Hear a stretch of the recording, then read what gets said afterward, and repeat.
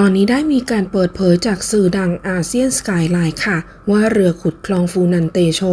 ซึ่งเป็นคลองแห่งใหม่ที่ได้รับการสนับสนุนจากจีนตอนนี้เรือขุดคลองได้มาถึงกัมพูชาแล้วโดยโครงการนี้จะเริ่มต้นขึ้นอย่างเป็นทางการในเดือนสิงหาคมปี 2024 นี้โดยทางด้านนายกรัฐมนตรีกัมพูชาฮุนมาเนตได้แถลงการอย่างชัดเจนเกี่ยวกับโครงการคลองฟูนันเตโชที่จะมีการก่อสร้างเริ่มในเดือนสิงหาคมนี้โดยท่านนายกกล่าวว่างานนี้จะไม่มีการเลื่อนการดำเนินการอย่างเด็ดขาดสำหรับการก่อสร้างคลองฟูนันเมื่อการก่อสร้างคลองนี้เริ่มขึ้นชาวกัมพูชาส่วนใหญ่ก็จะได้มีส่วนร่วมซึ่งแน่นอนว่าปัจจุบันนี้ประเทศกัมพูชากำลังเจรจากับบริษัทการลงทุนของประเทศจีนเพื่อให้มีเทคโนโลยีและการลงทุนบางอย่างโดยจะมีการเปิดไซต์งานก่อสร้างในเดือนสิงหาคมนี้อย่างแน่นอนโดยโครงการคลองฟูนันเตโชมีความยาว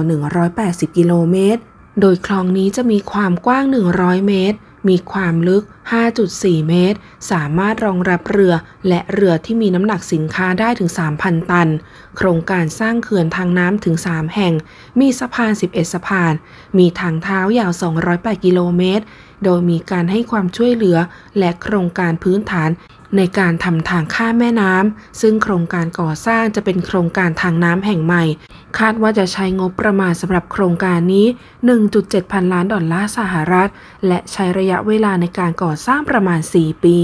โดยมีผู้เข้ามาร่วมแสดงความคิดเห็นค่ะคนแรกใช้ชื่อว่าชัยรนาบอกว่าตอนนี้กัมพูชาได้กลายไปเป็นหนึ่งจังหวัดของประเทศจีนไปเป็นที่เรียบร้อยแล้วและอีกคอมเมนต์หนึ่งใช้ชื่อว่าอภิญญาบอกว่าถ้าคิดว่าโครงการนี้ทำแล้วมีประโยชน์ก็ดีแต่ว่าเวียดนามคงจะต้องหาทางแก้ปัญหาการขาดแคลนน้ำบริเวณปากแม่น้ำโขงไม่เช่นนั้นอาจจะมีผลกระทบกับการเพาะปลูกเพราะฉะนั้นชาวเวียดนามจะต้องมีการจัดการเกี่ยวกับเรื่องนี้อย่างแน่นอนและอีกคอมเมนต์หนึ่งค่ะใช้ชื่อว่าเคนนี่บอกว่าสำหรับกัมพูชาให้คนของกัมพูชาจ่ายเงินให้กับโครงการนี้แต่ว่าความเป็นไปได้ทางการเงินก็ดูเหมือนยังไม่น่าเชื่อเท่าไหร่การตัดสินใจน่าจะเป็นการกู้เงินก้อนใหญ่ไม่น่าจะเป็นโครงการที่สร้างให้ฟรีส่วนสำหรับเวียดนามทางออกที่ดีที่สุดก็คือการกักเก็บน้ำเอาไว้ใช้ในช่วงฤดูแล้งสำหรับปีหน้า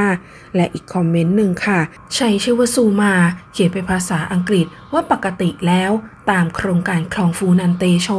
ประเทศเพื่อนบ้านและชาวเอเชียส่วนมากจะมีความกังวลเกี่ยวกับภัยพิบัติจากสิ่งแวดล้อมและความไม่มั่นคงทางภูมิรัฐศาสตร์ในภูมิภาคอาเซียนแค่อยากจะแสดงมุมมองว่าหากคลองฟูนันเตโช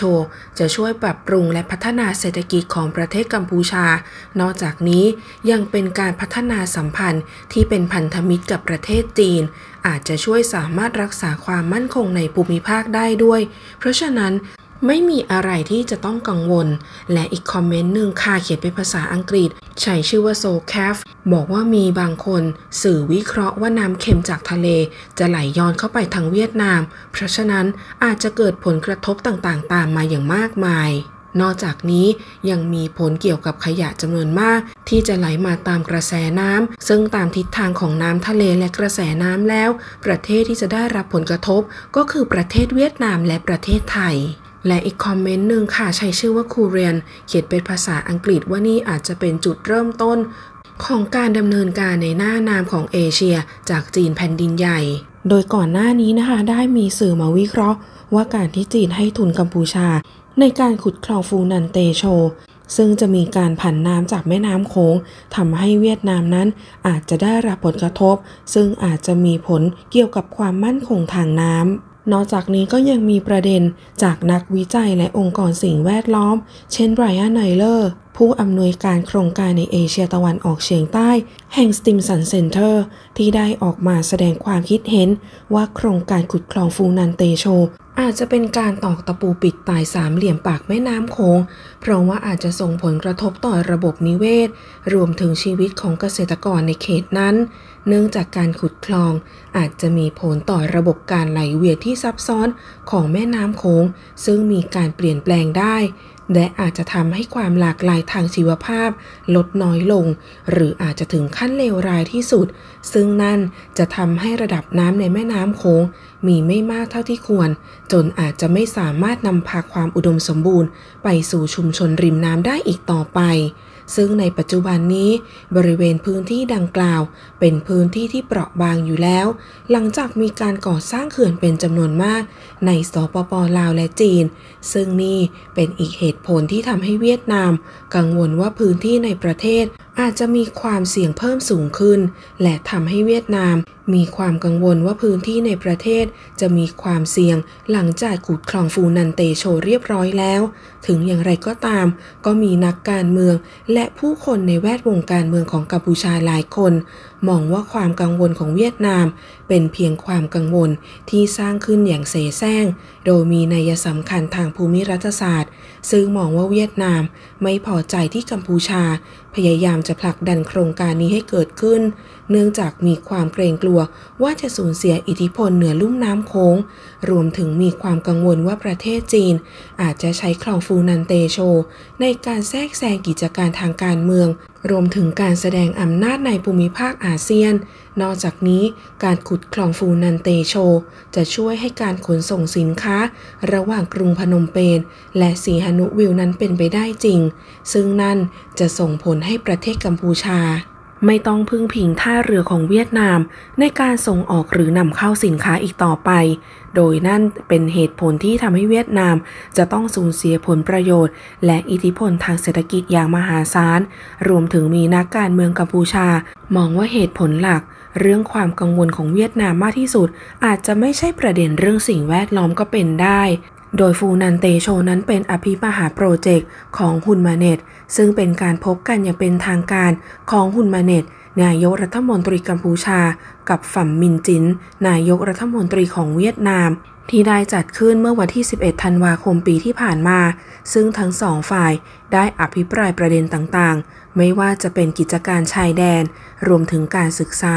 แต่มีหนึ่งประเด็นที่เป็นที่จับตามองจากประชาคมโลกก็คือประเด็นที่นายกรัฐมนตรีเวียดนามแสดงความกังวลเกี่ยวกับการขุดคลองฟูนันเตโชของกัมพูชาที่คาดว่าจะส่งผลเสีย